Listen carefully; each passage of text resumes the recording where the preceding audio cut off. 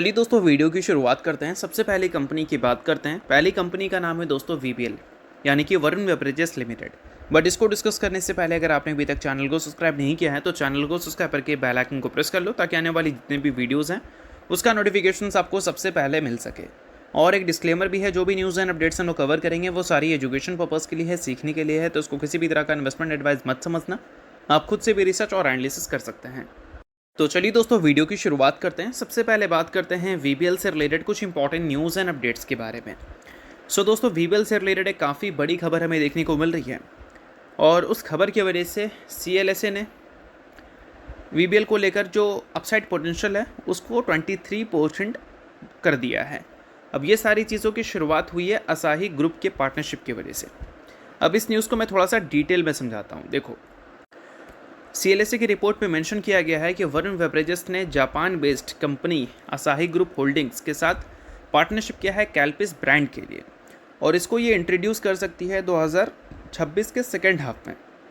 और ये इंट्रोड्यूस जब करेगी, जो नॉन बेवरेजेस और नॉन अल्कोहलिक ड्रिंक होगा वो कंपनी के पोर्टफोलियोज़ को एक न्यू ग्रोथ अपॉर्चुनिटी दे सकता है, जैसा एक टाइम पे स्टिंग दिया था। और ये सारी चीज़ों की वजह से सीएलएसए की ओपिनियंस इस कंपनी को लेकर थोड़ी सी अच्छी हैं। अब इसमें जो पार्टनरशिप हुआ है इसमें दोनों कंपनी का क्या रोल रहेगा वो भी यहाँ पर मेंशन है। असाही जो है वो रिस्पॉन्सिबल रहने वाला है प्रोडक्ट डेवलपमेंट और टेक्निकल सपोर्ट के लिए, और वही जो इंडियन सब्सिडरी है वह हैंडल करेगा मार्केटिंग एंड ब्रांड मैनेजमेंट, जिसमें ऑलरेडी वीबल का एक काफ़ी बड़ा एक्सपर्टीज़ है। तो इस वजह से वीबल को लेकर जो उनकी ओपिनियंस हैं वो थोड़ी सी पॉजिटिव है, ऐसा हम बोल सकते हैं। अब इसके अलावा वीबल की परफॉर्मेंस रिसेंट टाइम में देखोगे तो काफ़ी सही रही है। इस वजह से 52 वीक हाई से मात्र वो 4.73% ही नीचे है। आने वाले कल में परफॉर्मेंस अगर अच्छी एज इट इज़ रहती है तो कंपनी अपने पुराने जो ऑल टाइम हाई हैं उसको भी ब्रेक कर सकती है। बट ये सभी चीज़ें डिपेंड करती है कि आने वाले जो क्वार्टरली रिजल्ट है जून क्वार्टर्स, वो कंपनी का कैसा शो होता है। अभी तक इंडिया में मानसून ढंग से आई नहीं है, तो इसका मतलब ये है कि बेवरेजेस की डिमांड अभी भी वैसी ही है, पहले के मुकाबले थोड़ी सी कम हुई है, बट हाँ अभी भी इतना है कि आने वाले क्वार्टर्स में तोड़फोड़ अर्निंग्स वीबल के साइड से हमें देखने को मिल सकता है। तो इन सारी चीज़ों पे आपको ध्यान रखना है। बाकी नेक्स्ट कंपनी की बात करें जो कि आज के दिन पूरे बाज़ार को अकेले संभाल रखी है, नाम है दोस्तों इसका रिलायंस इंडस्ट्रीज़ लिमिटेड। आज के दिन रिलायंस इंडस्ट्रीज़ पूरे बाजार को इसलिए संभाली हुई है क्योंकि रिलायंस इंडस्ट्रीज़ का आज के दिन एजीएम था, यानी कि एनुअल जनरल मीटिंग, जहां पर कंपनी प्लान्स अपना डिस्क्लोज करती है, फ्यूचर्स के अलग अलग सेगमेंट्स की कंपनी बात करती है, और ये सारी चीज़ों को आज के दिन मार्केट ने काफ़ी गौर से फॉलो भी किया है।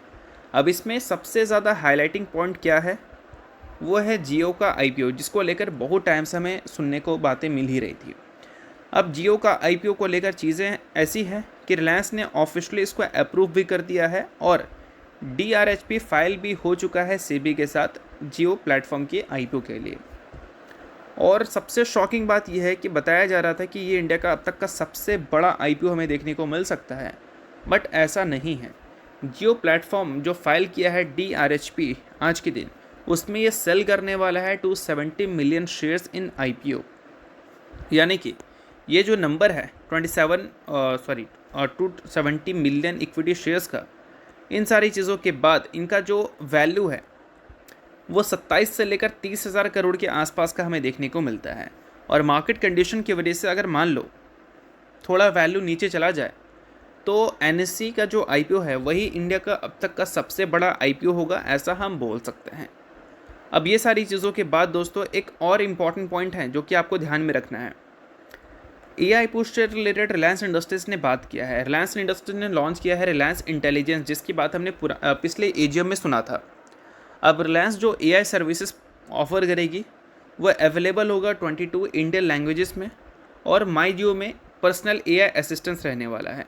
तो इसका मतलब ये है कि आने वाले कल में रिलायंस इंडस्ट्रीज़ को ऑयल और टेलीकॉम के नाम से हम कम जानेंगे, एआई और टेक प्ले की वजह से ज़्यादा जानेंगे। तो लॉन्ग टर्म में कंपनी की जो वैल्यूएशन है उसमें हमें री रेटिंग देखने को मिल सकता है, क्योंकि लॉन्ग टर्म में यही कंपनी का ग्रोथ डिसाइड करेगा, और यही अगर डिसाइड करेगा तो इसके बेसिस पे ही वैल्यूएशन डिसाइड होगा। तो इस वजह से लॉन्ग टर्म में कंपनी के वैल्यूएशंस में चेंजेस देखने को मिल सकती हैं। साथ में जियो के एक्सपेंशन से रिलेटेड भी कंपनी ने बताई है हमें। सैटेलाइट और न्यू टेक्नोलॉजीज़ पे कंपनी एक्सपैंड कर रही है। जियो उतर रही है satellite, broadband and space infra में, और प्लान कर रही है प्लान कर रही है कि इंडिया को फोकस करना है सैटेलाइट नेटवर्क्स पे, और इस वजह से न्यू प्रोडक्ट्स भी इंट्रोड्यूस हुए हैं जिसमें जियो टेलीफ्रेम की बात की गई है, जिन एआई मीडिया टूल्स की बात की है। और इससे क्या होगा, जो कंपनी का टाइम है यानी कि टोटल एड्रेसेबल मार्केट वो एक्सपैंड होगा, और साथ में कंपनी कॉम्पिटिट कर सकती है ग्लोबल प्लेयर्स के साथ लाइक स्टारलिंक जो कि एलॉन मस्क की कंपनी है। और इसके अलावा रिटेल बिजनेस से रिलेटेड भी चीज़ें इन्होंने सुनाई हैं। रिटेल बिजनेस को स्ट्रॉन्ग एक्सपेंशन कंपनी दे रही है, और फोकस कंपनी का है गारमेंट मैन्युफैक्चरिंग में, अफोर्डेबल इलेक्ट्रॉनिक्स में, और न्यू कॉन्सेप्ट्स कंपनी ने इंट्रोड्यूस किए हैं जिसमें कंटेंट और कमर्शियल इंटेलिजेशन, जिसमें जियो हॉटस्टार की बात की गई है। और इसका मतलब क्या है, कंसिस्टेंट कैश फ्लो आपको यहाँ से देखने को मिल सकता है, और ग्रोथ भी देखने को मिल सकता है, और पॉसिबल है फ्यूचर में इसका आईपीओ भी हमें देखने को मिल सकता है। एआई और डिजिटल इकोसिस्टम इंटीग्रेशंस की भी यहाँ पर बात की है। उसके अलावा O2C सेगमेंट की भी यहाँ पर बात की है। O2C सेगमेंट जो है वो कंटिन्यू फोकस कर रहा है इनके कोर एनर्जी बिजनेस के ग्रोथ पे, और ये स्टेबल कैश फ्लो तो देता ही है, बट साथ में फंड न्यू टेक्नोलॉजीज़ और एआई इन्वेस्टमेंट भी कर रहा है। तो ये सारी चीज़ों को आप ज़रूर ध्यान में रख सकते हो, क्योंकि यही सारी चीज़ें आज के दिन एजीएम का सबसे इम्पॉर्टेंट पॉइंट थी। और इन सारी चीज़ों में अगर आपको कोई पॉइंट स्पेशल समझना है तो उसके लिए मुझे वो पॉइंट मेंशन कर देना कमेंट में। किसी नेक्स्ट वीडियो में लाइक जियो के बारे में, रिटेल के बारे में, या फिर O2C के बारे में हम लोग डिटेल में समझ लेंगे, ठीक है, या फिर एआई के बारे में अगर आपको जानना है तो चलिए इसके अलावा अब बात कर लेते हैं अगली कंपनी के बारे में। तो अगली कंपनी है दोस्तों भारत इलेक्ट्रॉनिक्स लिमिटेड यानी कि BEL। भारत इलेक्ट्रॉनिक्स की बात करें तो आज के दिन ये कंपनी थोड़ी हाईलाइटेड थी, और पिछले कुछ ट्रेडिंग सेशन में भी हाईलाइटेड ही रही है। अब इसका सबसे बड़ा कारण है इन कंपनी की परफॉर्मेंस। पिछले 2 ट्रेडिंग सेशन में देखोगे तो जितनी भी डिफेंस कंपनी है, मैक्सिमम डिफेंस कंपनी की परफॉर्मेंस अच्छी दिखी है। अब इसका रीज़न पता है क्या है? इसका रीज़न है हमारी डिफेंस मिनिस्ट्री। उनकी तरफ से एक अपडेट हमें देखने को मिला है। अपडेट दिखा है डिफेंस प्रोडक्शन का, जिसमें बताया गया है कि 1.78 लाख करोड़ का डिफेंस प्रोडक्शन हमें दिखा है 2026 के फाइनेंशियल ईयर में। पिछले फाइनेंशियल ईयर से ये 15.6% से ग्रो होकर आया है, और 2021 के फाइनेंशियल ईयर से अगर हम कंपेयर करें तो 110% की ग्रोथ हमें डिफेंस प्रोडक्शंस में देखने को मिली है। और साथ में PSU अकाउंट्स की बात करें तो 76% उनका अकाउंट है टोटल प्रोडक्शन का, यानी कि जो PSU कंपनी है वो टोटल प्रोडक्शन का 76% कॉन्ट्रीब्यूट की हैं, और प्राइवेट सेक्टर के जो प्लेयर्स हैं वो टोटल रेवेन्यू का 24% कॉन्ट्रीब्यूट किए हैं, जिसमें अगर नंबर को देखोगे तो 42,000 करोड़ का नंबर निकलेगा। और पिछले फाइनेंशियल ईयर से उनका जो कॉन्ट्रीब्यूशन है वो हमें 22% से बढ़ती हुई देखने को मिली है। तो ये सारी चीज़ें हाईलाइट की गई हैं, जिससे हमें एक चीज़ तो पता चलता है कि अभी भी PSU का दबदबा है, जिसमें BL जैसी कंपनीज, HL जैसी कंपनी, मैजगॉन जैसी कंपनीज बहुत ज़्यादा हाईलाइटेड हैं।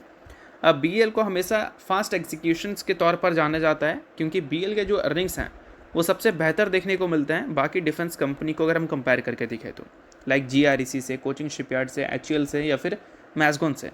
BL के जो प्रोडक्ट्स हैं उसको बनाने में जो टाइम फ्रेम है वो काफ़ी कम लगता है, और बाकी इन सारी कंपनी का जो टाइम फ्रेम है वो काफ़ी ज़्यादा है। इस वजह से इसकी एग्जीक्यूशन पेस काफ़ी बेहतर है उन कंपनीज़ के मुकाबले, और इस वजह से कंसिस्टेंसी अगर देखोगे तो BL में ज़्यादा बेहतर दिखती है उन कंपनीज़ के मुकाबले।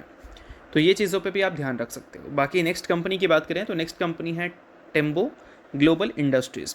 हाल ही में दोस्तों कंपनी ने 1:10 के रेशो में स्टॉक स्प्लिट की अनाउंसमेंट की थी, जिसमें एक शेयर के बदले कंपनी ने 10 इक्विटी शेयर देने का फैसला किया था। इसका रिकॉर्ड डेट कंपनी ने 3 जुलाई का सेट कर रखा है। सो अगर आप इस कंपनी के इन्वेस्टर हैं तो इस न्यूज़ को आप नोट कर सकते हैं, इन्वेस्टर नहीं है आप इग्नोर कर सकते हैं। न्यूज़ थी इस वजह से मैंने बता दिया, बाकी ये किसी भी तरह का रिकमेंडेशन नहीं है।